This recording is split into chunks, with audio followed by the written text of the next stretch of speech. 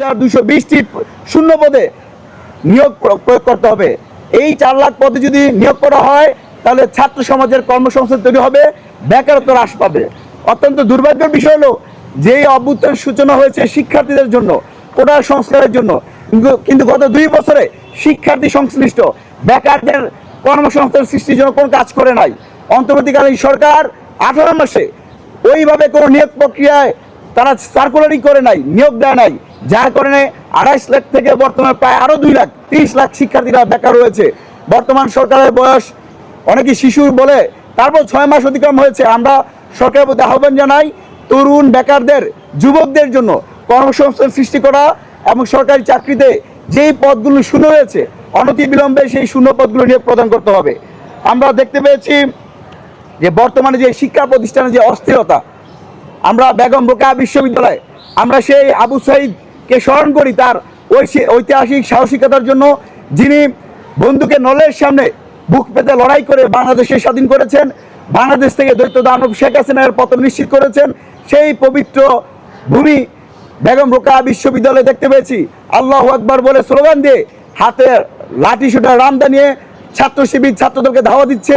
পরের দিন এই যে ধাওয়া দেওয়া, এটার মধ্যে দিয়ে আমরা জামাত শিবিরের বিভিন্ন নেতা কর্মীদেরকে মানে আনন্দ উৎসব করার মতো একটা পরিবেশ দেখতে লক্ষ্য করেছি, যার কারণে পরবর্তীতে আমরা জগন্নাথ বিশ্ববিদ্যালয়ে দেখতে পেয়েছি ছাত্রদল শিবিরের সংঘর্ষ, আমরা দেখতে পেয়েছি ঢাকা আলিয়া মাদ্রাসায় ছাত্রদল শিবিরের রক্তক্ষয়ী সংঘর্ষ, ঢাকা কলেজে ছাত্রদল শিবিরের সংঘর্ষ। এই সংঘর্ষের মধ্য দিয়ে আবার তারা ক্যাম্পাসে অস্থিরতা তৈরি করতে চায়, শিক্ষার্থীদের মধ্যে ভয়ের আতঙ্ক তৈরি করতে চায়, শিক্ষার সুষ্ঠু পরিবেশ বিঘ্নিত করতে চায়। আমরা ছাত্র অধিকার পরিষদের পক্ষ থেকে স্পষ্ট করে বলতে চাই, ছাত্রদল যদি এরকম পেশি শক্তি প্রদর্শন করতে চায়, শিবির যদি গুপ্ত রাজনীতি করতে চায়, আল্লাহু আকবার বলে রামদান নিয়ে কাউকে হামলা করতে চায়, ছাত্র অধিকার পরিষদ সাধারণ শিক্ষার্থী নিয়ে তাদের বিরুদ্ধে লাল কার্ড প্রদর্শন করবে। কোনোভাবেই অভ্যুত্থান পরবর্তী সময়ে আমরা ক্যাম্পাসগুলোতে শিক্ষার সুষ্ঠু পরিবেশ বিঘ্নিত হয় এরকম কোনো কর্মকাণ্ডকে আমরা বরদাস্ত করবো না। আমরা সরকারের প্রতি আহ্বান জানাই, সরকার যেন শিক্ষা প্রতিষ্ঠানগুলোতে এরকম কঠোর নজরদারি রাখে এবং গবেষণা খাতে আরও যে বাজেট দেওয়া হয়েছে সেই বাজেটের সঠিকভাবে যেন ব্যয় করা হয়। আমরা আমাদের বক্তারা বলেছেন শেখ হাসিনা 5 আগস্ট তিনি ভারতে বক্তব্য দিয়েছেন, কিন্তু আমরা ভেবেছিলাম তার এই বক্তব্যে যে বিশ্বের ইতিহাসে একটা বিরল ঘটনা, একটি গণতান্ত্রিক রাষ্ট্রের বিশ্বের কোথাও হয়েছে কিনা, 1 মাসে প্রায় 2000 মানুষকে হত্যা করা, 30,000 অধিক মানুষকে পঙ্গুত্ব করা, 557 জন মানুষকে চিরতরে চোখ হারানো, সেই 4 বছরের শিশু আব্দুল আহাদ যিনি বাসায় খেলা করছিলেন তাকে শেখ হাসিনার রক্ষাকারী বাহিনী পুলিশ হেলিকপ্টার থেকে গুলি করে হত্যা করা, রিয়াগোবকে একইভাবে হত্যা করা। আমরা দেখেছি ইয়ামিনকে নির্মমভাবে হত্যা করার পর পুলিশের এপিসি থেকে তাকে কিভাবে নিষ্ঠুরভাবে ফেলে দিয়েছে। আমরা দেখেছিলাম সাভারের আশুলিয়াতে 6 জন ছাত্র জনতাকে হত্যা করার পর ভ্যানের উপর তাদের লাশগুলো পুড়ে দেওয়া হয়েছে। এত এত ভয়ঙ্কর নিষ্ঠুর কাজ করার মধ্যে দিয়ে যারা এই বাংলাদেশ থেকে পলায়ন করেছে, যারা তাদের জীবন বাঁচাতে বাংলাদেশ থেকে পালিয়েছে, সেই শেখ হাসিনা হয়তো 2 বছরের মাথায় অনুশোচনায় ভুগবে, এই দেশের মানুষের কাছে ক্ষমা চাইবে। কিন্তু অত্যন্ত পরিতাপের বিষয়, শেখ হাসিনা আবারও প্রমাণ করলেন আওয়ামী লীগ, ছাত্রলীগ, যুবলীগ একটি সন্ত্রাসী সংগঠন, একটি জঙ্গি সংগঠন, যাদের কোনো রাজনৈতিক অধিকার নাই বাংলাদেশের রাজনীতি করা। তারা কোনো বিন্দু পরিমাণ তারা অনুশোচনা ভুগছে না। তারা এখনো ইন্ডিয়ায় বসে বাংলাদেশের নীল নকশা করছে।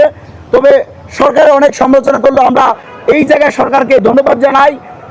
বাংলাদেশের ইতিহাসে পররাষ্ট্র মন্ত্রণালয় থেকে এরকম কঠোর ভাষার কোনো প্রতিবাদ আমরা ইতিমধ্যে দেখি নাই। পররাষ্ট্র মন্ত্রণালয় থেকে ভারতকে বলেছেন, আপনারা যদি শেখ হাসিনাকে আশ্রয় দেন, মানবতা বিরোধী অপরাধের সাথে দণ্ডিত একজন ব্যক্তিকে যে আশ্রয় দেন, তাহলে ভারতের সাথে আমাদের সম্পর্ক নিয়ে বিবেচনা করতে হবে।